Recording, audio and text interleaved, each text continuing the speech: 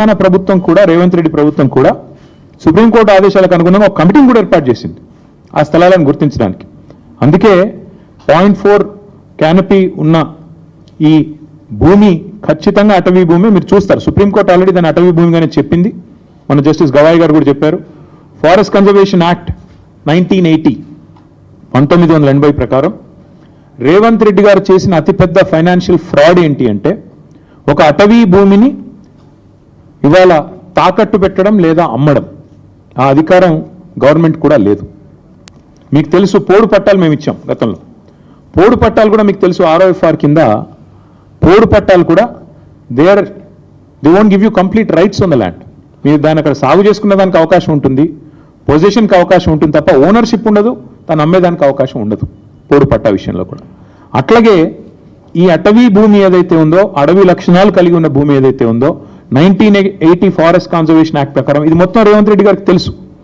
ఆయనకు తెలియదని కాదు, ఆయనకు తెలియకుండా జరిగిందనడం కూడా లేదు. ఇక్కడ ఇంపార్టెంట్ ఇష్యూస్ 2-3 నేను మీకు స్పష్టంగా చెప్తాను.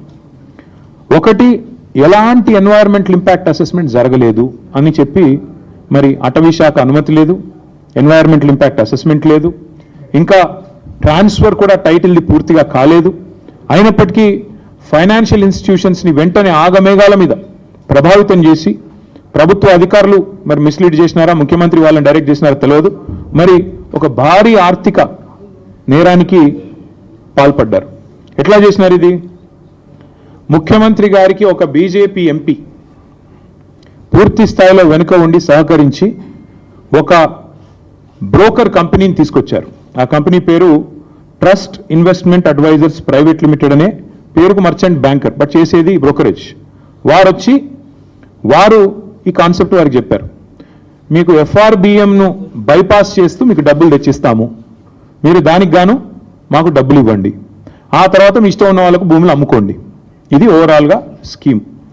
దీనిలో అన్ని నిబంధనలు మొత్తం అన్ని చట్టాలు, నిబంధనలు, సుప్రీంకోర్టు తీర్పులు అన్నిటినీ తుంగలో దొక్కారు. RBI గైడ్లైన్స్ని కూడా తుంగలో దొక్కారు. ఎట్లా? I will explain to you.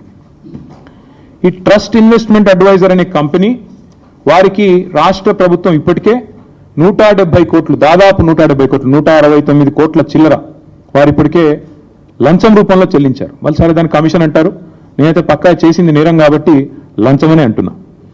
ఆ ట్రస్ట్ ఇన్వెస్ట్మెంట్ అడ్వైజర్ వాళ్ళు ఇంకొక ఫైనాన్షియల్ అడ్వైజరీ సర్వీసెస్ ఫామ్ని ముంగడ పెట్టారు.